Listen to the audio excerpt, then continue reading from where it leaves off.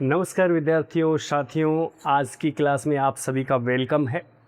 और जैसे कि आपको पता है, एल्डिहाइड कीटोन कार्बोक्सिलिक अम्ल वाला जो है वो चैप्टर है। और इसमें देखो सबसे पहली चीज़ वही, अपन एक प्रकार से एक वर्गीकरण या क्लासिफिकेशन की बात करते हैं। तो देखो तीन चीज़ें हैं यहाँ, तीन जो हैं आपके कार्बनिक यौगिक हैं, जिसमें एल्डिहाइड कीटोन और कार्बोक्सिलिक अम्ल। तो देखो इनका जो है क्रियात्मक समूह की अगर बात करें, एल्डिहाइड के लिए जो क्रियात्मक समूह होता है वो होता है CHO। एल्डिहाइड के लिए है CHO और कीटोन के लिए होता है CO। ठीक है बच्चों। और कार्बोक्सिलिक अम्ल के लिए होता है COOH। ये इनके हैं फंक्शनल ग्रुप, क्रियात्मक समूह। जैसे एल्डिहाइड की स्थिति है, इसको हम लोग ऐसे भी बना सकते हैं COH, ये चीज़ है। और निश्चित रूप से अगर अपन एल्डिहाइड और कीटोन की बात करें तो यहाँ दोनों में CO समूह है। ठीक है, मेनली कौन है? केवल CO समूह, इसलिए इनको अपन बोल सकते हैं कार्बोनिल यौगिक। इन यौगिकों को दोनों को संयुक्त रूप से क्या बोलते हैं बच्चों? कार्बोनिल यौगिक। क्लियर ये बात? अच्छा, दूसरी चीज़ देखो, कार्बोक्सिलिक अम्ल, कार्बोक्सिलिक एसिड। और कार्बोक्सिलिक एसिड के लिए COOH समूह आपका जो है वो होना चाहिए, जिसके साथ CO और OH। अच्छा, इसके साथ ही एक और बात यहाँ है कि जो कार्बोक्सिलिक अम्ल होते हैं, ठीक है, कार्बोक्सिलिक अम्ल जो होते हैं उनके 4 डेरिवेटिव होते हैं, 4 व्युत्पन्न होते हैं। और इनमें देखो कौन कौन से हैं, नाम भी हैं इनके, जैसे एमाइड है, एसिल हैलाइड है, एक एस्टर है और एक है एनहाइड्राइड। और स्ट्रक्चर की बात भी अपन कर सकते हैं। भाई मेन चीज़ क्या है, जैसे हमने लिखा CO और OH, ये क्या चीज़ है? ये कार्बोक्सिलिक अम्ल के लिए क्रियात्मक समूह है। तो हम क्या करें, इसमें एमाइड बनाना अपने को, एमाइड तो कुछ नहीं करना अपने को बच्चों, यहाँ पर NH2 जोड़ना होता है, तो ये आपका एमाइड बन जाएगा। और अगर श्रृंखला अपने को चाहिए तो यहाँ R के रूप में जो है अपन CH3 C2H5 पे या फिर C3H7 ऐसे जो एल्किल समूह लगा सकते हैं। तो ये किसका हो गया? आपका एमाइड के लिए। ठीक है, एक होता है एसिल हैलाइड। देखो उसको कैसे बनाओगे, जैसे R C और OH। और हमने ये क्या है, एक नॉर्मली कार्बोक्सिलिक अम्ल है, तो कार्बोक्सिलिक अम्ल में हम क्या करें, एसिल हैलाइड बनाना चाहते हैं तो कुछ नहीं है बच्चों, यहाँ OH की जगह क्या लगाना है? X लगाना है। X से मतलब हेलोजन है, फ्लोरीन, क्लोरीन, ब्रोमीन, आयोडीन। ठीक, तो यहाँ पे ये जोड़कर जो है उस हिसाब से कोई भी एसिल हैलाइड बनाया जा सकता है, जैसे एसिल क्लोराइड है, एसिल ब्रोमाइड है, ये सब। ठीक, दूसरी चीज़ से ऐसे ही एक है आपका एस्टर। एस्टर के लिए क्या सोच अपनी देखो, R C और OH, ये नॉर्मली क्या है? कार्बोक्सिलिक अम्ल है, उसका क्रियात्मक समूह ये है ही आपका। तो इसमें क्या करो, अब की बार कौन एस्टर है, तो कुछ नहीं, एस्टर में अपने को क्या रखना है, यहाँ पे देखो H को हटा दो यहाँ से, और क्या कोई एल्किल समूह इधर जोड़ दो, तो ये एस्टर को बताने वाली चीज़ हो जाएगी COOR। ऐसे ही चौथी चीज़ कौन सी है? एनहाइड्राइड। ठीक है, ये कंप्लीट। और एनहाइड्राइड ये भी एक प्रकार से कार्बोक्सिलिक अम्ल के लिए क्या है? आपका व्युत्पन्न है। इसमें क्या वही चीज़ RCO और OH है। करना क्या है अपने को, देखो H की जगह एक और अपने को समूह रखना है, जैसे यहाँ मैंने लिखा RCOO और फिर यहाँ से C और R, ऐसे ये चीज़ होती है एनहाइड्राइड। क्या है? एनहाइड्राइड। ठीक है, ये ध्यान रखोगे आप कि भाई कार्बोक्सिलिक अम्ल में कितने जो है इसके व्युत्पन्न होते हैं, मुख्य व्युत्पन्न 4 हैं, एमाइड, एसिल हैलाइड, एस्टर और एनहाइड्राइड, जिनके ये जो है स्ट्रक्चर यहाँ बना दी है तीनों के लिए। ये है ना, ध्यान रखने की चीज़ है ये। तो ये क्लासिफिकेशन का एक पार्ट रहा यहाँ। इसके बाद में हम चाहते हैं कि जो एल्डिहाइड और कीटोन होते हैं उनके नोमेनक्लेचर की बात करते हैं, नामकरण की बात करते हैं। और नामकरण में तो देखो अपन शुरू से ही बात कर रहे हैं कि सामान्य नाम और IUPAC नामकरण। देखो ये नामकरण में एल्डिहाइड को सबसे पहले लेते हैं अपन सामान्य नाम। सामान्य नाम में क्या ध्यान रखना अपने को कि पूर्व लगन के साथ में क्या करना है? एल्डिहाइड शब्द जोड़ना है। क्या कह रहा हूँ मैं? पूर्व लगन के साथ एल्डिहाइड शब्द जोड़ना है सामान्य नामकरण में। दूसरी चीज़ क्या कह रहा हूँ बच्चों, में IUPAC नाम की बात कर रहा हूँ, और IUPAC नेम में एल्केनेल होता है। इसका IUPAC नेम क्या होता है? एल्केनेल। और इसमें भी अगर अपन सामान्य नाम लिखना चाहते हैं तो देखो पूर्व लगन की रिक्वायरमेंट अपने को, और पूर्व लगन वैसे तो हम जानते हैं IUPAC में तो क्या करते हैं, meth, eth, prop, but, pent, hex, hept, oct, non, dec, ये सब करते हैं। ये IUPAC की शर्त है। लेकिन हम चाहते हैं सामान्य नामकरण, और सामान्य नामकरण के लिए पूर्व लग्न के रूप में ये देखो टेबल बना रखी है, कार्बन की संख्या के साथ में पूर्व लग्न निर्धारित है बच्चों। तो जैसे कार्बन की संख्या 1 है तो इसके लिए क्या यूज करना है, फोरम। ऐसे ही कार्बन की संख्या 2 है तो एसिड, 3 है तो प्रोपिओन, 4 है तो ब्यूटेर और 5 है तो वेलर। तो यहाँ थोड़ा ध्यान रखने की चीज़ है, कार्बन 1 है तो फोरम की आवाज़ निकालनी है फोरम, और 2 है तो एसिड, बहुत इंपॉर्टेंट है ये। 3 में जैसे प्रोपेन, प्रोप की आवाज़ आती है वैसे प्रोपियोन, 4 में ब्यूट की आवाज़ आती है वैसे ब्यूटिर, और 5 के लिए हालांकि पेंट की होती है वहाँ, लेकिन यहाँ वेलर जो है वो वर्ड आएगा पूर्व लगन के रूप में, है ना। ये चीज़ पूर्व लगन मतलब होता है प्रफिक्स से, और अनुलग्न मतलब होता है सफिक्स से, ये चीज़ है। अब इसके लिए देखो हम यहाँ निश्चित रूप से एक बात और कहना चाहते हैं कि जो प्रतिस्थापी समूह होते हैं, जब इनका नामकरण अपन करते हैं, है ना, सामान्य नामकरण करते हैं, तो इसके लिए जो प्रतिस्थापी समूह होते हैं उनमें अल्फा, बीटा और गामा का यूज किया जाता है। एक और चीज़ है कि वलय युक्त जो एल्डिहाइड होते हैं, जिनमें वलय पाई जाती है, उनके IUPAC नेम में एक विशेष बात ध्यान रखी जाती है कि अनुलग्न के रूप में अपने को क्या जोड़ना होता है, कार्ब एल्डिहाइड। क्या जोड़ना है, अनुलग्न या जो सफिक्स है उसके रूप में कार्ब एल्डिहाइड। जैसे बेंजीन वाले से अपन CHO समूह जोड़ें तो वो फिर चीज़ क्या हो जाएगी, बेंजेल्डिहाइड, बेंजीन कार्ब एल्डिहाइड, इसको बोल सकते हैं, ठीक है, Benz carb aldehyde, benzene carb aldehyde, ये कहा जा सकता है उसके लिए। ऐसे ही फिर कीटोनों के नामकरण की बात अपन करेंगे। कीटोनों के लिए सामान्य नामकरण क्या हो जाएगा, डाई एल्किल कीटोन, और IUPAC नाम क्या हो जाएगा, एल्केनॉन, क्योंकि यहाँ IUPAC में एल्केन प्लस ऑन लगाना है, जबकि वहाँ IUPAC में एल्केन प्लस एल लगाना है।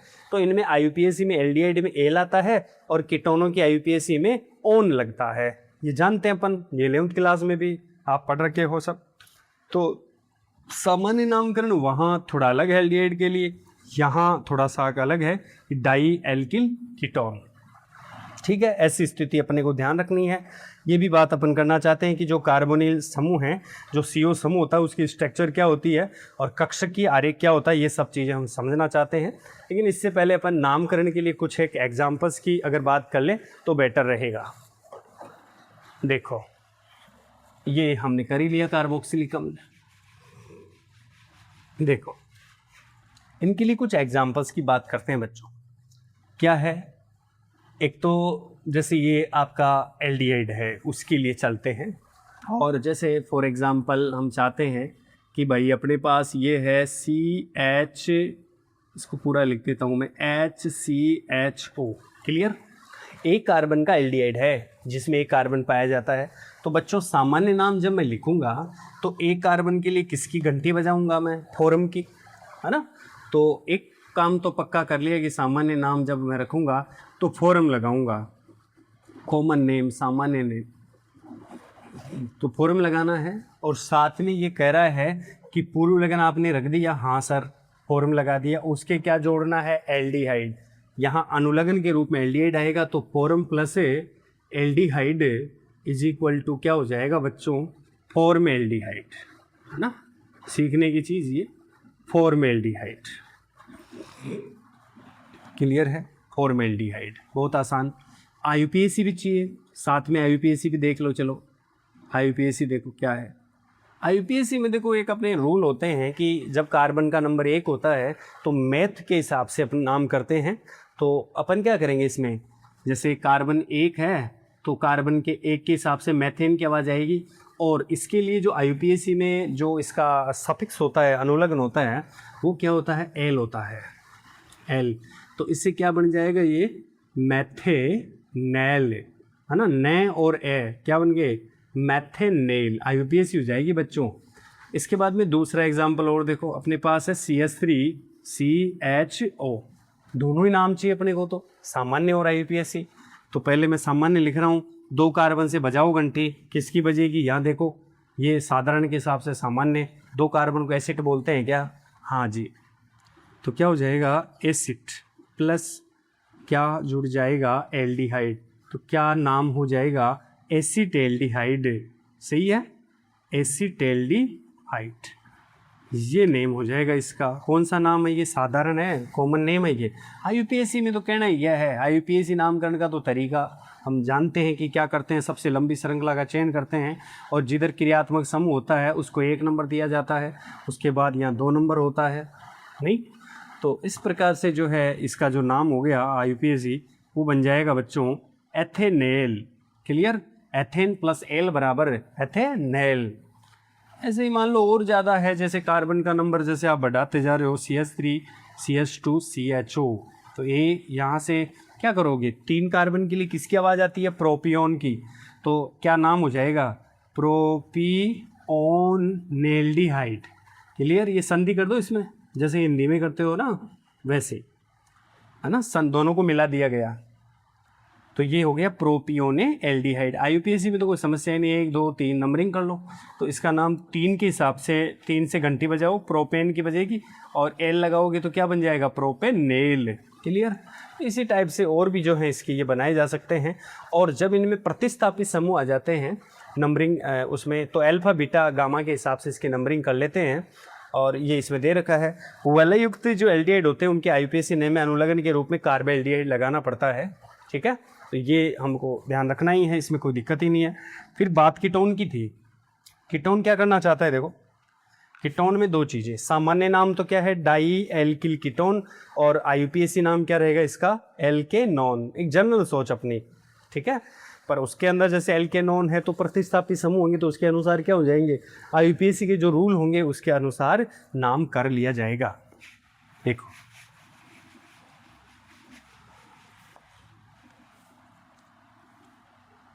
कीटोन की बात अगर करो, कीटोन का नाम तो पहले हम लिखते हैं, जिसमें जो पहला सदस्य है कीटोन के लिए वो होता है CH3CO CH3। ये पहला सदस्य है कीटोन के लिए। सही है? कितने कार्बन? 3 कार्बन हैं। Okay sir. तो यहाँ से एक दो देखो, जो नाम है वो तो कह रहा है डाई एल्किल कीटोन है, तो इसका मतलब ये है बच्चों कि जैसे दोनों तरफ कौन से समूह हैं? एल्किल समूह हैं। कितने हैं? 2 हैं। कौन है? मेथिल है। तो क्या नाम हो जाएगा? डाई मेथिल, और क्या बोल दोगे? कीटोन। तो डाई मेथिल कीटोन बन जाएगा ये। सही है? Di methyl ketone. कैसे? 2 मेथिल और कीटोन CO से किसकी फीलिंग ले रहा है? ये कीटोन की फीलिंग ले रहा है, तो डाई मेथिल कीटोन हो जाएगा। और आईयूपीएसी में तो कोई समस्या ही नहीं है, नंबरिंग कर दिया करो तुम तो 1 2 3। तो क्या पहले क्या बजाओ? प्रोपेन। और CO समूह कितने नंबर पर आ रहा है? कौन से नंबर के कार्बन पे? 2, तो प्रोपेन टू ऑन। ये लो साहब, एक और चीज़ याद रखनी है, डाईमेथिल कीटोन का एक नाम और होता है, वो याद रखना ही है, सामान्य ही है, एसीटोन नाम याद रखना है। तो यहाँ एसिड से वो आवाज़ मत निकालने लग जाना कि साहब 2 कार्बन को एसिड बोलते हैं, नहीं, ये इसके अनुसार है कि जैसे मान लो यहाँ से आप इसको समूह को छुपाते हो तो 2 से वो एसिड, उसके अकॉर्डिंग इसका नाम बना है एसीटोन। डाईमेथिल कीटोन कह सकते हो।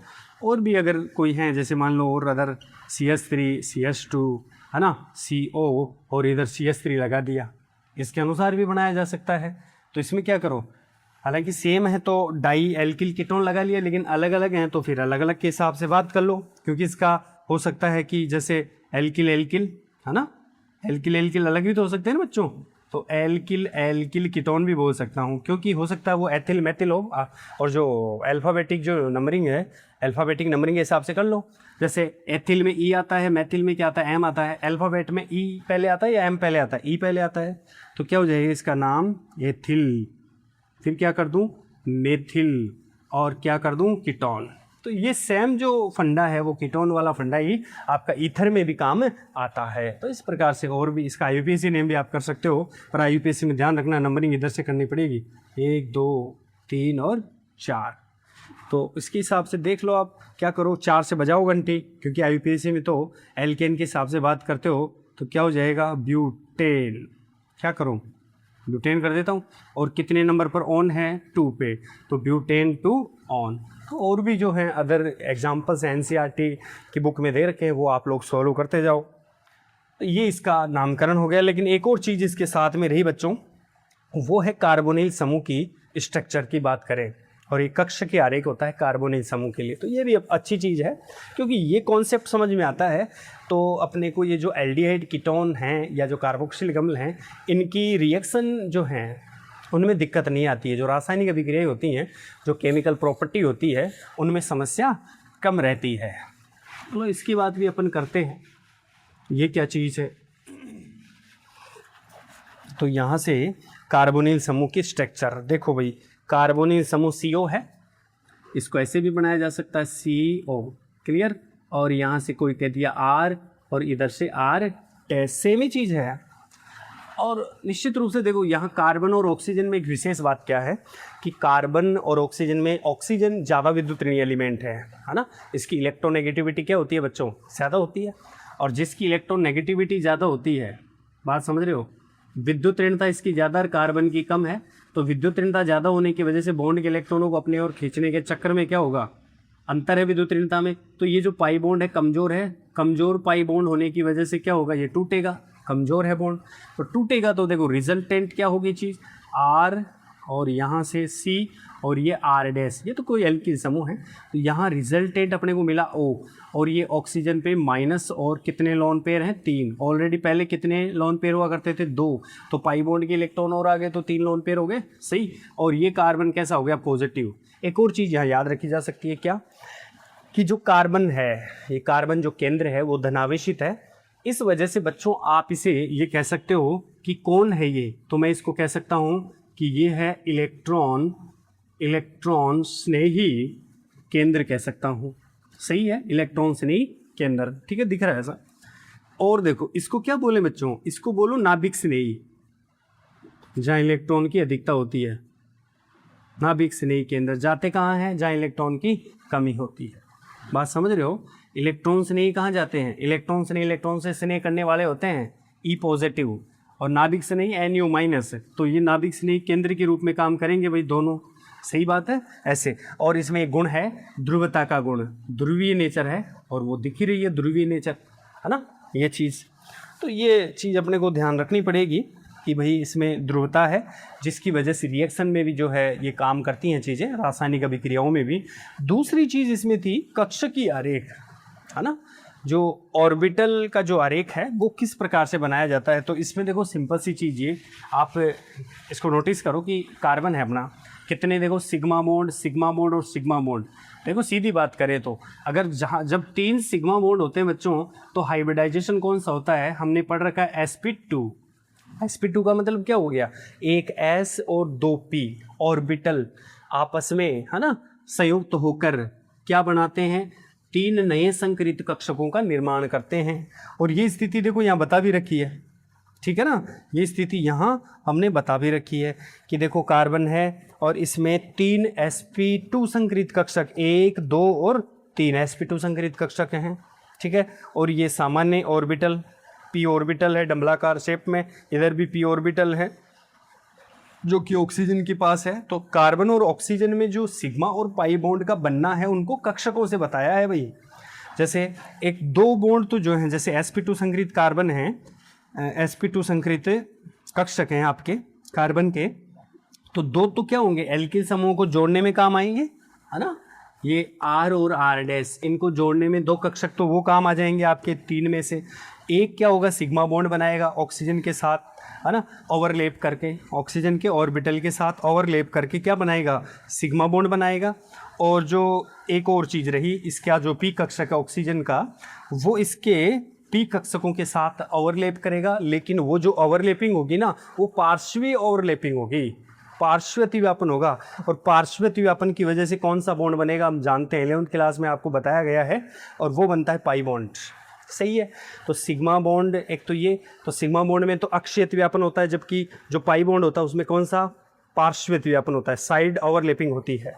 तो इस प्रकार से ये कक्षकीय आरेख की हम बात करें तो इस प्रकार से ये सब एल्डिहाइड और कीटोन में एक जनरल बात आपने करी है, जिसमें एक तो क्लासिफिकेशन कैसे वर्गीकृत किया गया है, साथ में नामकरण की बात करी हमने कि एल्डिहाइड के लिए ये आपका सामान्य नाम जो है पूर्व लगन प्लस एल्डिहाइड ऐसे लगाया जाएगा, IUPAC में एल्केनेल कहा जाएगा। और ये टेबल इसके लिए ज़रूरी है क्योंकि सामान्य नाम में एल्डिहाइडों में पूर्व लगन स्पेशली इससे निर्धारित करते हैं, कार्बन की संख्या को स्पेशल पूर्व लगन लगाकर बताया जाता है। प्रतिस्थापियों के लिए अल्फा बीटा गामा होता ही है। वलय युक्त एल्डिहाइड के लिए आप अनुलग्न के रूप में कार्ब एल्डिहाइड लगाते ही हो। कीटोन के केस में जो है वो सामान्य और IUPAC नाम के लिए डाई एल्किल कीटोन या एल्किल एल्किल कीटोन जैसे ईथर में होता है वैसे, और IUPAC के लिए एल्केनॉन की बात करते हो। ऐसे ही कार्बोनिल जो समूह है उसकी संरचना और कक्षीय अभी बात ही करी है। इस प्रकार से जो है एक जनरल बात स्टार्टिंग में करी एल्डिहाइड कीटोन और कार्बोक्सिलिक अम्ल। इसके बाद में हम ये पढ़ेंगे कि एल्डिहाइड कीटोन कार्बोक्सिलिक अम्ल इनको बनाया कैसे जाता है, सिंथेसिस की विधियाँ क्या होती हैं। ठीक है।